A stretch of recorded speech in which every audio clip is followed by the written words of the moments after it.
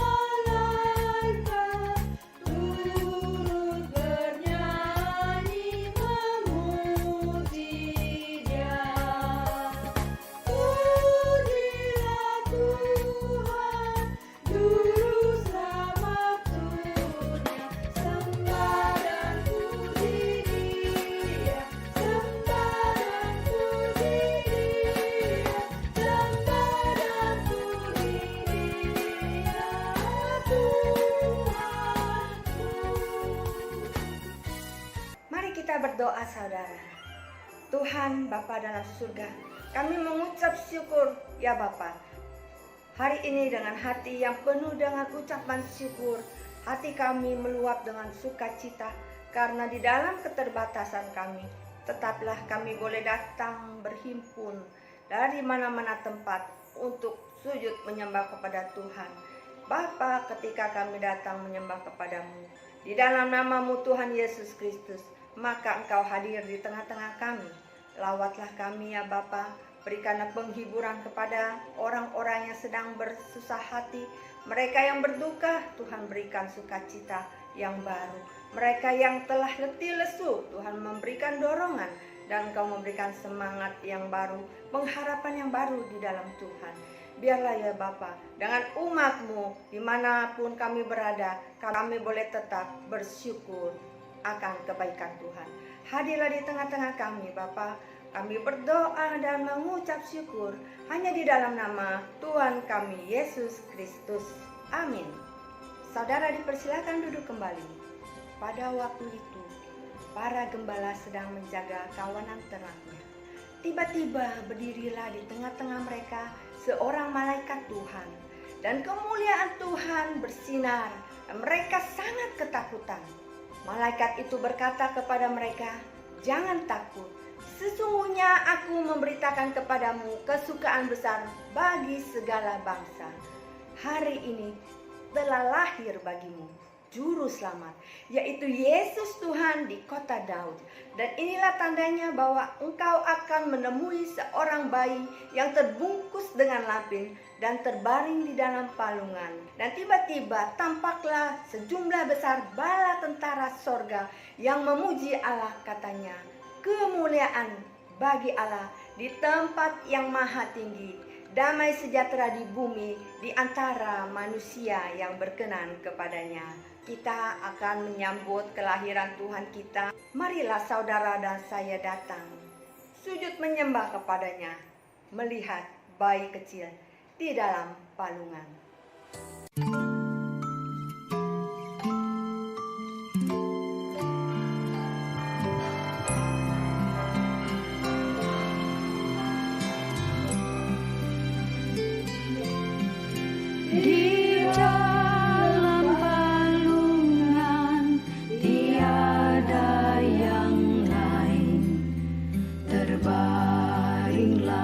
Yesus berbalutkan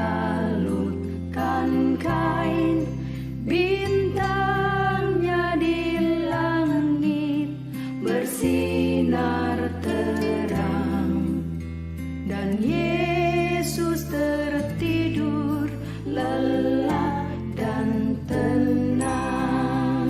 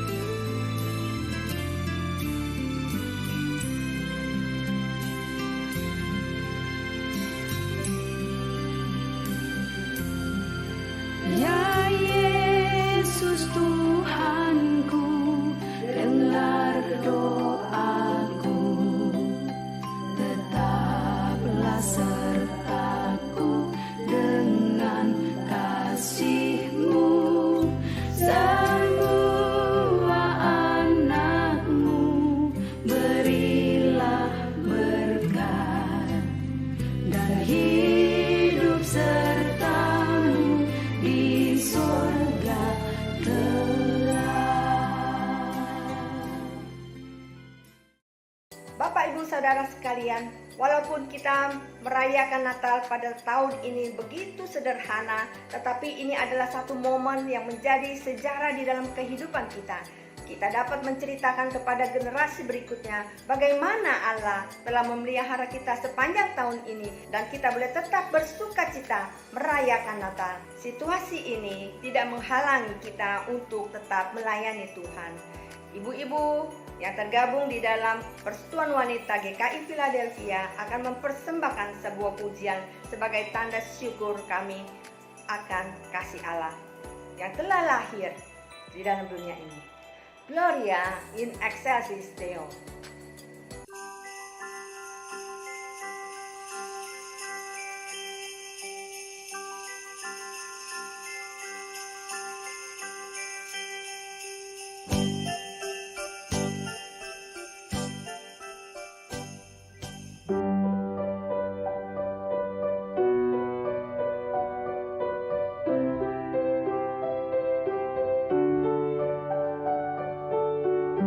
Di malam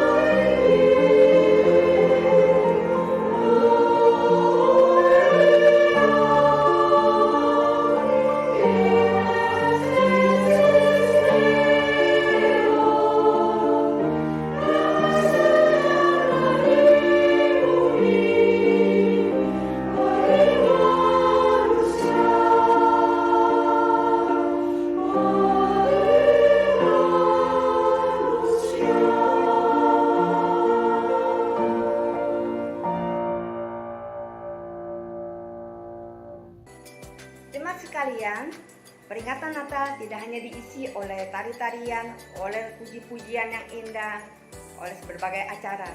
Yang terpenting adalah firman Tuhan. Dengan firman Tuhan, biarlah kita boleh bangkit kembali untuk menata hidup kita, mengakhiri tahun ini, dan menyambut tahun depan dengan penuh harapan, dengan penuh iman kepada Tuhan. Mari kita akan segera mendengarkan firman Tuhan yang akan disampaikan oleh hambanya. Bangkitlah saudara, sambutlah hari mulia.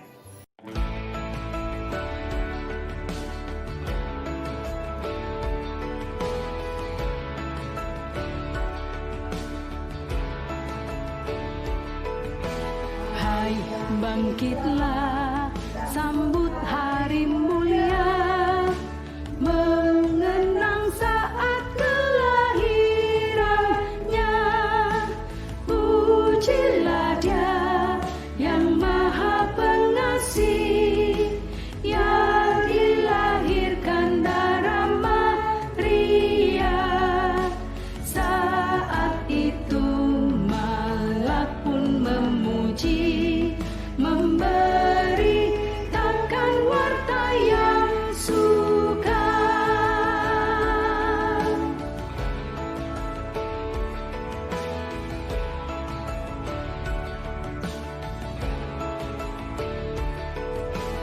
Malak sorga tetap memuji Dia, bagi Allah bergemar bernyanyi. Kasih Tuhan serta tebusannya, haleluya gema di angkasa. Di tempat tinggi mulia baginya, di bumi damai bagi manusia.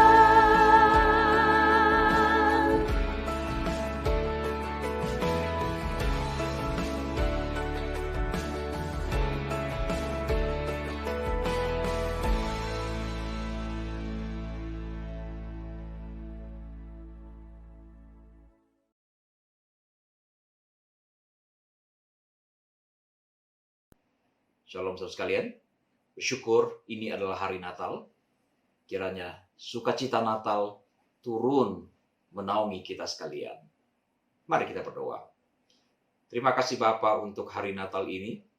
Berkatilah ibadah kami.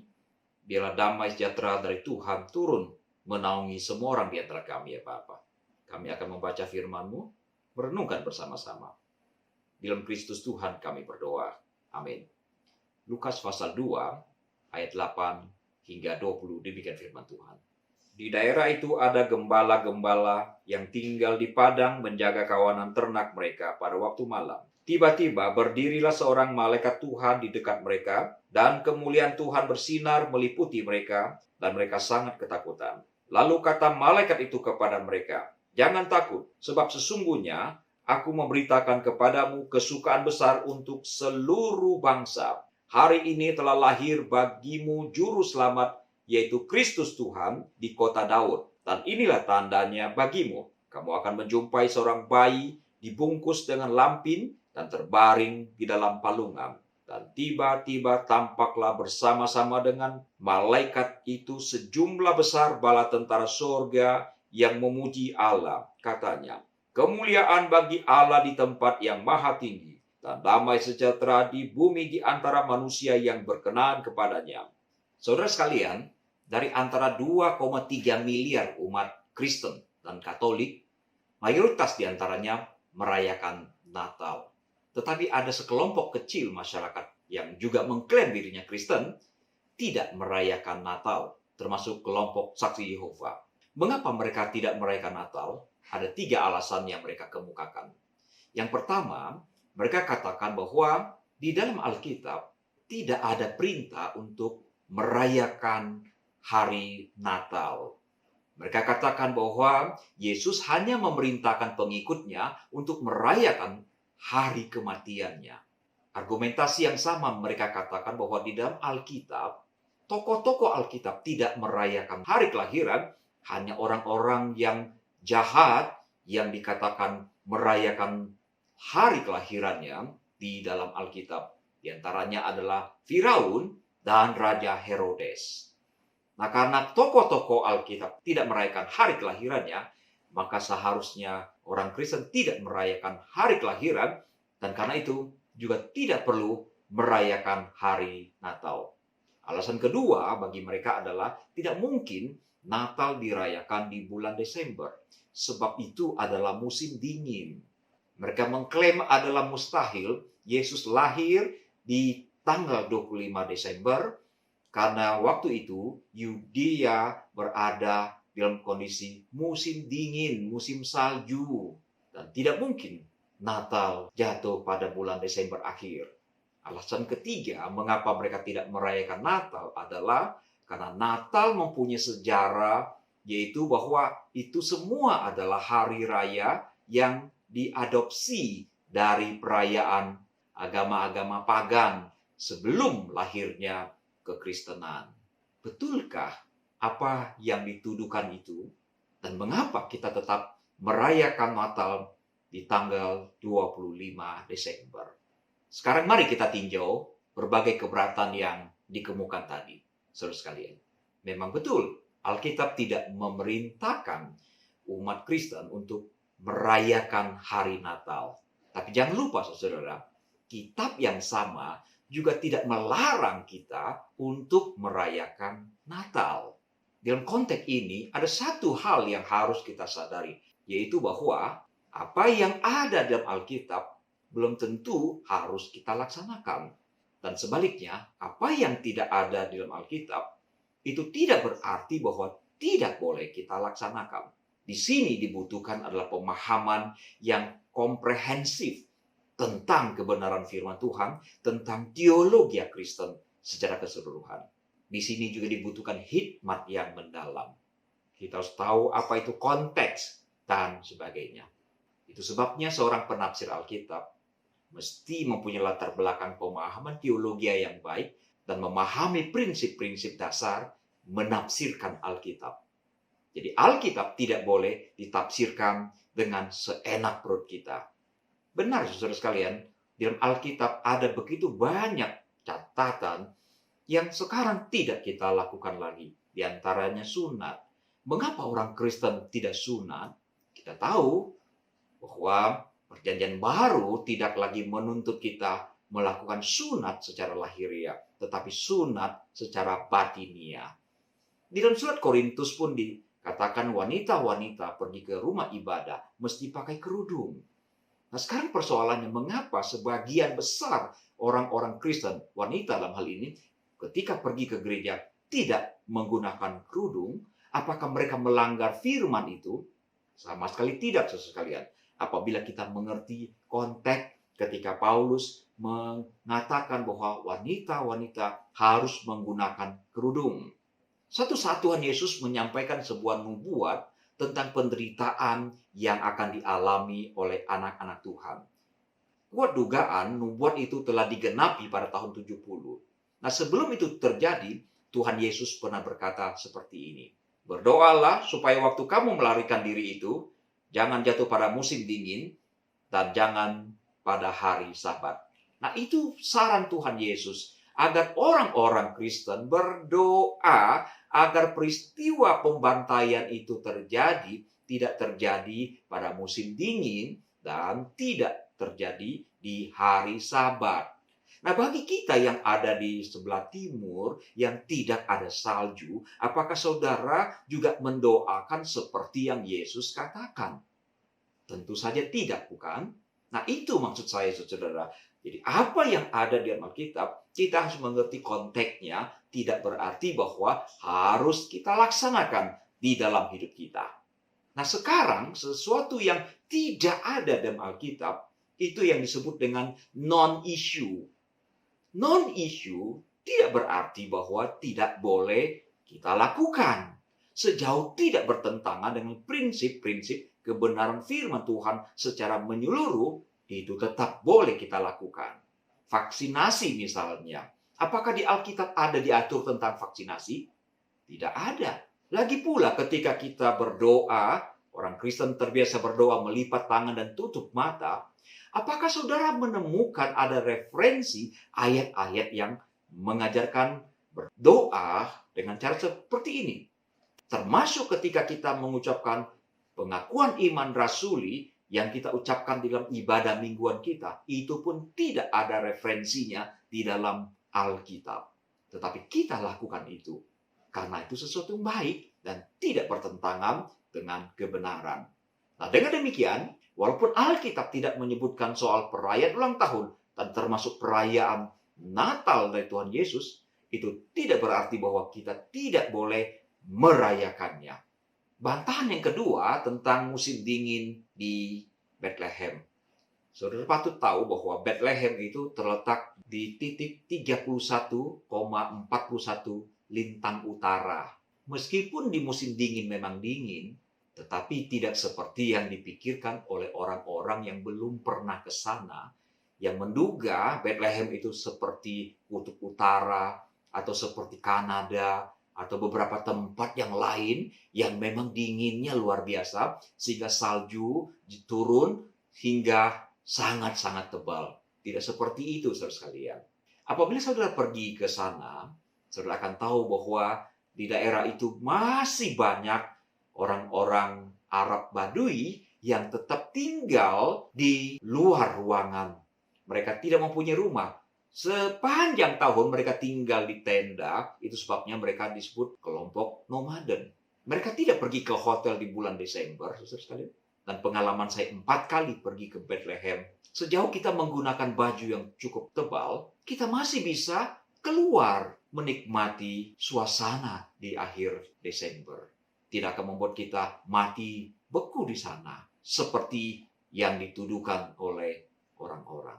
Nah, sekarang yang ketiga, bagaimana dengan tuduhan bahwa perayaan Natal itu adalah diadopsi dari agama pagan?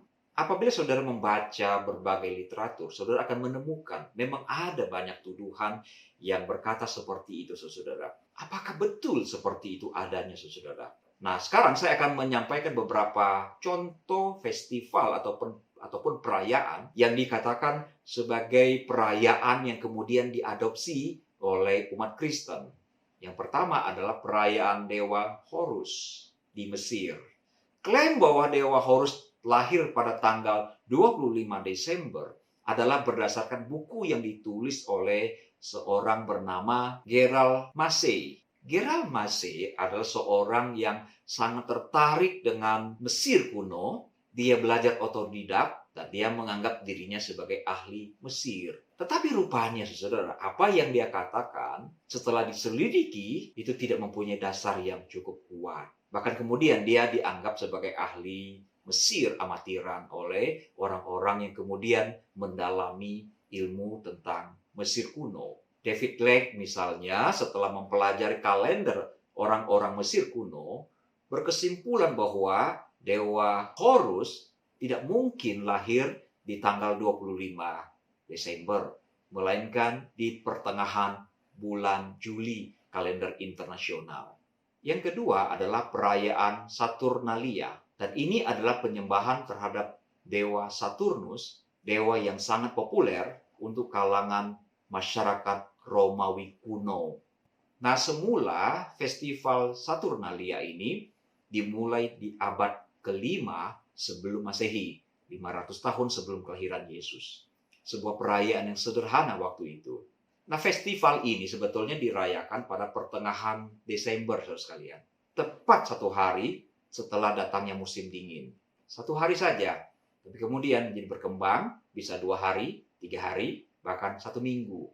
Dan puncak dari perayaan itu, orang-orang Romawi mempersembahkan korban manusia yang diberikan, yang dikorbankan untuk Dewa Saturnus.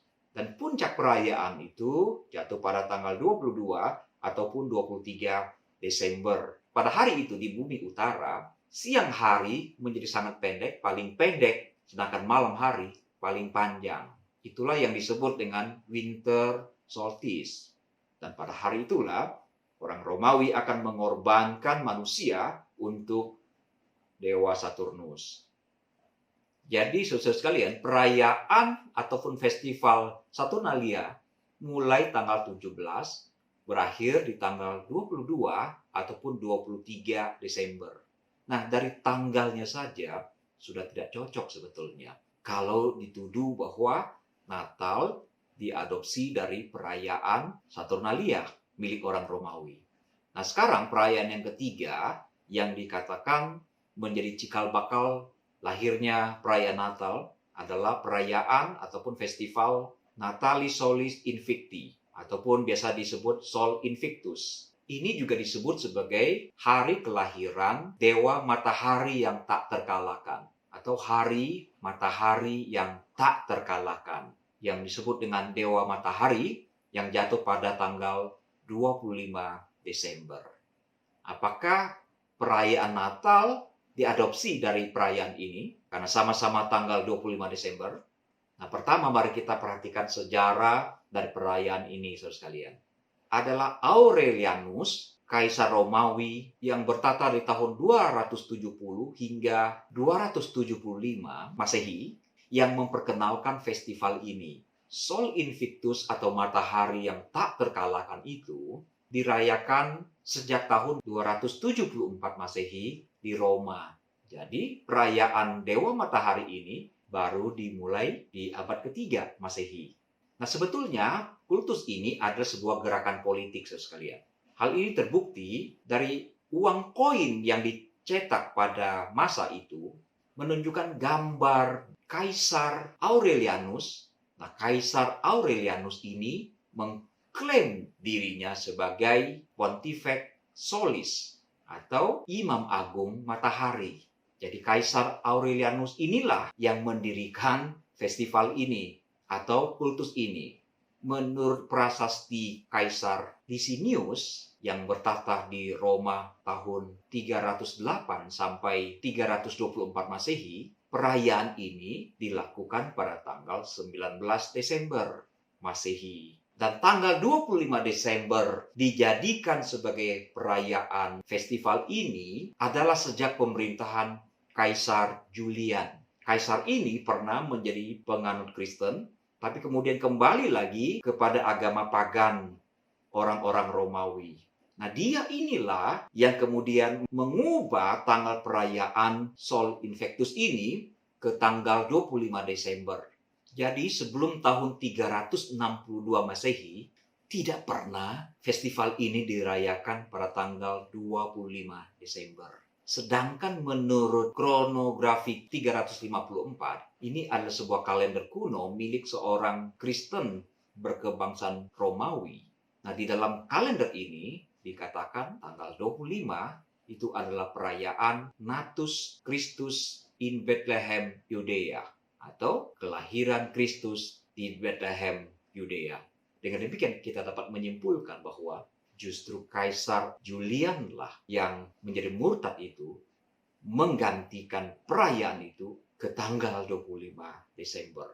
Okelah saudara sekalian, katakanlah tanggal 25 Desember itu diadopsi dari agama pagan, apakah itu bermasalah? Saya pikir tidak jadi masalah. Sejauh tidak lagi terkoneksi dengan ajaran pagan dan telah mempunyai makna yang baru dan mempunyai faedah yang baru. Sebagai contoh, saudara sekalian, istilah raja di atas segala raja itu sebetulnya istilah yang digunakan untuk raja-raja kafir. Nebukadnezar dan Artasastra menggunakan gelar seperti itu. Tapi jangan lupa dalam Alkitab, Yesus pun disebut sebagai raja di atas segala raja. Apakah ini salah? Tentu saja tidak. Karena orang Kristen mempunyai keyakinan bahwa raja di atas segala raja yang sejati adalah Yesus Kristus. Begitu pula kalau kita berbicara tentang istilah Tuhan. Theos itu adalah istilah yang sangat lazim di dalam Perjanjian Baru. Dan itu berasal dari kata Yunani. Dewa Yunani juga menggunakan istilah Theos. Begitu pula ketika kita mengacu kepada nama Tuhan dalam Perjanjian Lama, menggunakan istilah El ataupun Elohim, itu Tuhan di dalam Alkitab kita, saudara. Tapi jangan lupa, dewa-dewa kafir juga disebut dengan Elohim. termasuk kata Yahweh, saudara sekalian. Sebagian orang Kristen berpikir nama Yahweh itu turun dari langit. Padahal ternyata penelitian terakhir menunjukkan bahwa nama ini juga terkonek dengan ilah-ilah pagan sebelum Alkitab menggunakan nama itu. Dan yang paling mencengangkan adalah salib, saudara. Jangan pernah saudara berpikir salib itu murni dari Kristen. Tidak. Jauh sebelum Yesus disalibkan, agama-agama kafir telah menggunakan lambang salib untuk penyembahan mereka. Lalu apakah kita harus membuang salib kita saat ini? Tidak, saudara. Karena salib di dalam kalangan orang Kristen mempunyai makna yang berbeda dengan yang dimiliki oleh agama-agama pagan.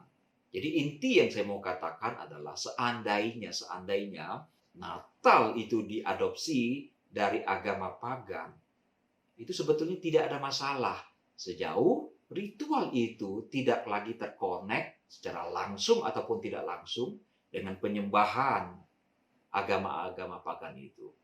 Lagi pula, Natal sekarang mempunyai substansi yang berbeda, makna yang sangat-sangat berbeda jika dibandingkan dengan agama-agama pagan. Tapi apakah betul-betul Natal itu diadopsi dari agama pagan? Saya sangsi sebetulnya, saudara sekalian. Seperti yang dikatakan oleh Andrew McGowan. Dia bilang, selama abad-abad awal, agama Kristen itu dianiaya oleh orang-orang Romawi. Mungkinkah orang-orang Kristen mengadopsi perayaan, festival, penyembahan bangsa yang menganiaya mereka dijadikan sebagai hari kelahiran Yesus? Tidak masuk akal, saudara sekalian. Sekarang mengapa gereja-gereja merayakan Natal di tanggal 25 Desember? Nah, perlu diketahui bahwa perayaan Natal secara global yang dirayakan pada tanggal 25 Desember itu baru dimulai di abad keempat Masehi, saudara sekalian. Setelah agama Kristen diakui sebagai agama resmi Romawi. Adalah Paus Julius I yang menjadi paus pada tahun 337 sampai 352 yang dianggap sebagai paus yang menetapkan perayaan Natal di tanggal 25 Desember. Nah, tanggal ini sebetulnya mempunyai alasan. Berbagai alasan diantaranya adalah berdasarkan bukti-bukti yang ditemukan maupun berdasarkan spekulasi-spekulasi yang muncul. Misalnya, di dalam ensiklopedia Katolik, dikatakan bahwa pada abad ke-7 ada seorang penulis sejarah bernama John dari Nikiu menulis bahwa orang pria bernama Cyril dari Yerusalem meminta Paus Julius untuk menetapkan tanggal hari kelahiran Yesus berdasarkan dokumen sensus yang dibawa oleh Titus ke Roma. Dari dokumen ini, Paus Julius menetapkan tanggal 25 Desember. Tuduhan bahwa agama Kristen sengaja mengadopsi perayaan bangsa kafir dalam rangka mengakomodir orang-orang kafir yang menjadi Kristen itu dibantah oleh banyak orang. Di antaranya dibantah oleh Richard Rutherford. Ia adalah seorang profesor teologi dari Universitas Portland di Amerika. Dia berkata seperti ini. Dalam 50 tahun terakhir, sejarawan liturgi menemukan tulisan-tulisan awal gereja Kristen kuno yang mendeskripsikan kemunculan 25 Desember sebagai hari kelahiran Yesus. Itu kata Richard Rutherford. Apakah betul Yesus lahir di tanggal 25 Desember? Ada sebuah studi baru yang sangat menarik, saudara sekalian. Nah, dikatakan tanggal kelahiran Yesus itu dapat dihitung berdasarkan tanggal konsepsi ataupun mulai dikandungnya Yohanes Pembaptis di dalam kandungan Elizabeth. Sebab umur Yesus dengan Yohanes Pembaptis hanya terpaut 6 bulan. Sementara konsepsi dari Yohanes Pembaptis itu terjadi setelah ayahnya, yaitu Zakaria, melakukan sebuah tugas penting di Bait Allah di Yerusalem. Nah, Zakaria dan Elizabeth ini adalah keturunan Harun. Mereka adalah keturunan imam. Dan semua laki-laki keturunan Harun otomatis menjadi imam. Nah, karena imam begitu banyak di zaman itu, maka imam-imam itu dibagi menjadi 24 rombongan besar, saudara sekalian. Maka setiap rombongan diperkirakan ada 1.000 orang imam. Nah, setelah kembali dari pembuangan di Babilonia, jumlah imam tinggal 4 rombongan saja. Nah, dari jumlah itu dibagi menjadi 24 rombongan dengan nama-nama yang sama. Nah, di dalam Alkitab hanya ada 3 hari raya, yaitu Paskah, Pentakosta, dan Pondok Daun, di mana semua imam-imam berkumpul di Bait Allah. Mereka datang untuk melayani bersama-sama. Nah, di luar itu, setiap rombongan imam hanya datang melayani sebanyak 2 kali. Dan masing-masing mendapatkan giliran 1 minggu. Menurut Injil Lukas, Zakaria melayani dalam rombongan Abia yang mendapatkan tugas menurut giliran ke-8 dan 32 dalam siklus tahunan. Menurut Lukas 1, 10-11, di sana dikatakan bahwa ketika malaikat Gabriel datang menjumpai Zakaria, seluruh umat Israel datang berkumpul di Bait Allah. Nah, kata seluruh yang dipakai di sini menjadi kata kunci sangat penting yang menandakan momen terjadinya konsepsi Yohanes Pembaptis. Dan hari raya di mana seluruh umat Yahudi datang berkumpul di Bait Allah adalah hari raya Yom Kippur atau hari raya pendamaian. Ini adalah hari raya yang paling suci untuk kalangan orang Yahudi, di mana semua imam pasti akan datang ke Bait Allah untuk melayani. Di hari Yom Kippur itulah imam akan mengadakan korban untuk memperdamaikan antara Allah dengan manusia. Perayaan Yom Kippur itu adalah puncak dari 10 hari perayaan Rosh Hashanah. Jadi Rosh Hashanah dirayakan selama 10 hari. Dan pada hari ke-10 itu dirayakan sebagai hari raya Yom Kippur, hari raya pendamaian. Rosh Hashanah sendiri itu bermakna perayaan tahun baru. Nah, 5 hari setelah perayaan Yom Kippur itu ada hari raya Sukkot atau hari raya Tabernakel atau juga disebut sebagai hari raya Pondok Daun. Mari kita lihat tabel ini, saudara sekalian. Pertama adalah perayaan hari Rosh Hashanah. Ini adalah perayaan tahun baru Ibrani, periode 10 hari pertobatan. Itu dirayakan pada tanggal 1 Tisri. Puncak dari perayaan itu adalah Yom Kippur, hari raya pendamaian, tanggal 10 bulan Tisri. 5 hari kemudian adalah hari raya Tabernakel atau Pondok Daun atau hari raya Sukkot, dirayakan di tanggal 15 sampai 21 Tisri.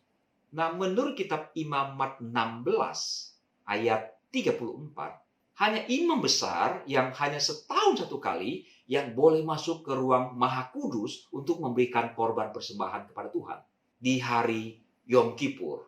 Nah, tugas imam besar ini adalah secara otomatis, tidak berdasarkan undian. Seseorang yang berstatus sebagai imam besar, dialah yang harus bertugas di hari Yom Kippur itu. Nah, sementara itu, Alkitab mengatakan bahwa Zakaria mendapatkan tugas untuk membakar ukupan adalah berdasarkan undian yang jatuh pada dirinya. Itu berarti Zakaria bukan imam besar. Tugas ini hanya 1 kali seumur hidup. Dan tempat imam untuk memberikan ukupan itu bukan di ruang Maha Kudus, tapi di ruang kudus. Dengan demikian ketika Zakaria sedang memberikan ukupan, itu bukan jatuh pada hari raya Yom Kippur, karena dia bukan imam besar. Jika demikian, pada hari raya apa Zakaria membakar ukupan? Nah, karena Alkitab berkata bahwa seluruh bangsa berkumpul pada waktu itu, maka besar kemungkinan Zakaria mendapatkan tugas untuk membakar ukupan di hari raya Pondok Daun yang dirayakan 5 hari setelah Yom Kippur tadi. Hari raya Pondok Daun ini dirayakan selama 7 hari, yaitu pada bulan pertama di antara bulan September dan Oktober. Nah, biasanya orang-orang yang berasal dari luar Yerusalem, ketika mereka datang ke Yerusalem untuk merayakan hari raya tersuci Yom Kippur, mereka akan tetap tinggal di Yerusalem untuk melanjutkan perayaan Pondok Daun ini. Dengan demikian, diperkirakan Zakaria mendapatkan tugas membakar ukupan itu pada tanggal 15 sampai 21 bulan Tisri. Nah, di saat itulah malaikat Gabriel datang menjumpai Zakaria. Nah, mari kita lihat perbandingan tanggal-tanggal tersebut. Jadi tanggal 15 sampai 21 Tisri menurut kalender Ibrani kuno itu sama dengan tanggal 25 sampai tanggal 30 September menurut kalender Julian kuno. Dan jika dikonversikan dengan kalender Gregorian yang kita pakai sekarang ini, itu jatuh pada tanggal 23 sampai 30 September. Dan jika diasumsikan bahwa Zakaria mendapatkan tugas di hari pertama, Minggu Sukkot, maka tugasnya akan berakhir pada pukul 6 sore tanggal 15 bulan Tisri. Nah, dikatakan setelah menjalankan tugasnya itu, Zakaria menjadi bisu. Ia kemudian pulang ke rumahnya. Dan itu berarti Zakaria diperkirakan pulang ke rumahnya tanggal 16 bulan Tisri. Karena perjalanan yang relatif jauh dan melewati jalan naik dan turun bukit, ditambah faktor umur dari Zakaria, maka besar kemungkinan pada tanggal 17 malam, Zakaria baru berhubungan dengan Elizabeth. Dan jika asumsi ini benar, maka tanggal 17 bulan Tisri itulah terjadi konsepsi atas diri Yohanes Pembaptis. Dan tanggal 17 Tisri itu setara dengan tanggal 27 September. Dan 6 bulan setelah tanggal 17 Tisri itu jatuh pada tanggal 17 bulan Nisan atau setara dengan tanggal 25 Maret. Konsepsi Yesus jika terjadi pada tanggal 25 Maret, maka tanggal kelahirannya adalah diperkirakan di tanggal 25 Desember. Mari kita lihat tabel berikut ini, saudara sekalian. Gabriel datang mengunjungi Zakaria pada tanggal 15 bulan Tisri atau tanggal 27 September.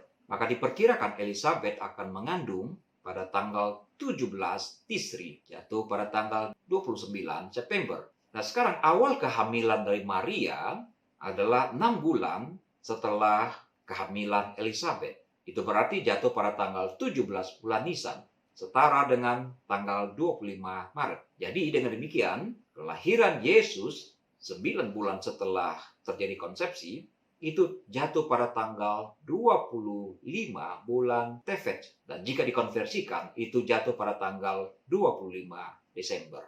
Sudah lihat? Itulah studi yang terakhir yang kita dapatkan mengapa dari zaman dulu hingga sekarang orang-orang Kristen merayakan Natal di tanggal 25 Desember. Sangat menarik dan sangat-sangat rasional, saudara sekalian. Sangat masuk akal. Tadi saya sudah mengatakan bahwa perayaan Natal secara umum, secara internasional, itu ditetapkan berdasarkan ketetapan yang dibuat oleh Paus Julius di abad yang keempat. Tapi sebetulnya, saudara sekalian, jauh sebelum itu, bapak-bapak gereja telah menyebutkan tanggal 25 sebagai hari Natal. Dan catatan yang paling awal dapat kita jumpai berdasarkan tulisan Telesphorus yang menjadi paus pada tahun 126 hingga 137 Masehi. Nah, paus inilah yang menetapkan tradisi misa tengah malam di malam Natal. Nah, kita juga bisa membaca tulisan dari Theophilus tahun 151 sampai 181. Theophilus ini adalah seorang uskup di Kaisarea, Palestina. Ia berkata, kita harus merayakan kelahiran Tuhan kita pada hari di mana tanggal 25 Desember harus terjadi. Dan di abad kedua, saudara sekalian, adalah Hippolytus yang lahir pada tahun 170 dan meninggal pada tahun 240, menulis demikian. Kedatangan pertama Tuhan kita di dalam daging terjadi ketika ia dilahirkan di Bethlehem di tanggal 25 Desember pada hari Rabu ketika Kaisar Agustus memimpin di tahun ke-42. Ia, Kristus, menderita di umur 33 tahun, tanggal 25 Maret, hari Jumat, di tahun ke-18 Kaisar Tiberius ketika Rufus dan Robelion menjadi konsul. Nah, saudara sekalian, dengan demikian, tanggal 25 Maret menjadi sangat signifikan. Karena tanggal itulah tanggal diyakini sebagai tanggal kematian Yesus Kristus. Tanggal 25 Maret itu setara dengan tanggal 14 bulan Nisan menurut kalender Yahudi kuno. Dan ini kelihatannya ajaib karena tanggal konsepsi dari Yesus Kristus itu sama dengan tanggal kematiannya, yaitu tanggal 25 Maret. Itu sebabnya tanggal 25 Maret menjadi tanggal yang penting bagi orang Kristen mula-mula. Tanggal 25 Maret ditambah 9 bulan, maka jatuhnya persis tanggal 25 Desember. Agustinus, Bapak Gereja, juga menegaskan bahwa tanggal 25 Maret adalah hari konsepsi Yesus Kristus.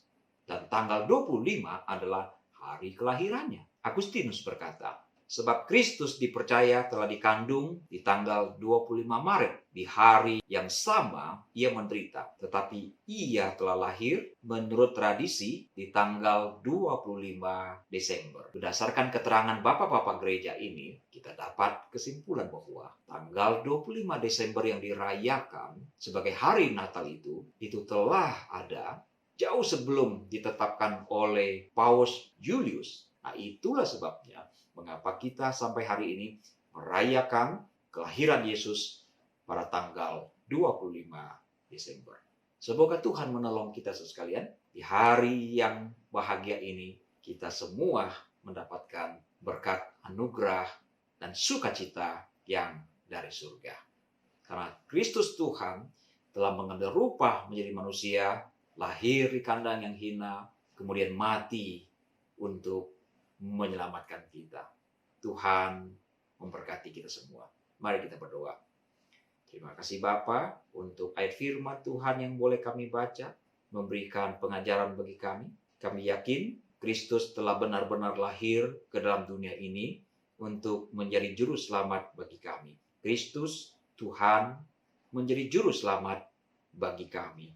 Buatlah kami mengerti dan semakin yakin lagi bahwa Yesus adalah satu-satunya Tuhan Juru Selamat kami. Terima kasih Bapa. Dalam Yesus Tuhan kami naikkan doa kami. Amin. Biarlah firman Tuhan boleh masuk di dalam hati saudara dan saya. Dan marilah kita mengenang kembali malam yang senyap itu, malam yang kudus itu. Malam itu bintang bersinar sangat terang. Bintangnya yang telah menuntun orang-orang Majus datang menyembah anak yang telah dilahirkan. Oh malam kudus.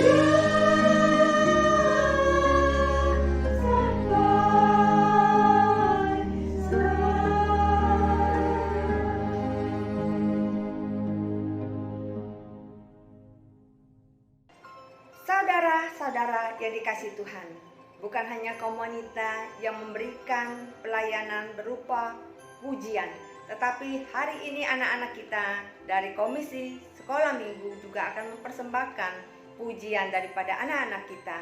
Mari kita akan menyaksikan penampilan mereka.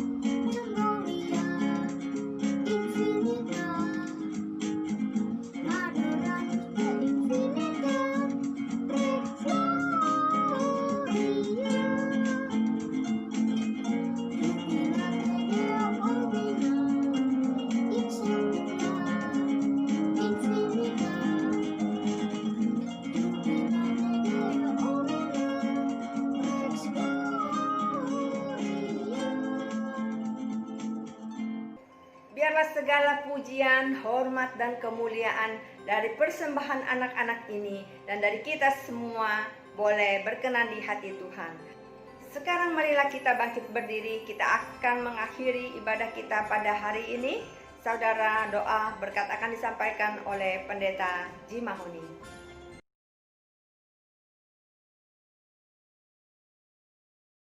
Tuhan memberkati engkau dan melindungi engkau. Tuhan menyinari engkau dengan wajah-Nya dan memberi engkau kasih karunia.